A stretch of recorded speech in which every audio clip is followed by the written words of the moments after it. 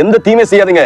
யாருக்கு விரோதமா, யாராச்சும் நமக்கு விரோதமா, பிள்ளைகள் விரோதமா, குடும்பத்துக்கு விரோதமா, தாய்க்கு விரோதமா எழும்புறாங்களா, நீங்க அந்த ஜெபிங்க. ஏசப்பா, நான் ஒரு தப்பு செய்யல, என் பிள்ளையும் தப்பு செய்யல, என் மனைவி செய்யல, எங்க அம்மா அப்பா செய்யல, ஆனா எங்களுக்கு விரோதமா தேவையில்லாம கெட்ட வார்த்தை போடுறாங்க, தேவையில்லாம பேசுறாங்க, ஒரு தப்பு செய்யாத என் மேல கேஸ் கம்ப்ளைண்ட் கொடுக்குறாங்க. அதுக்கு என்ன ஏசப்பா சொல்லி ஜெபிச்சு பாருங்க.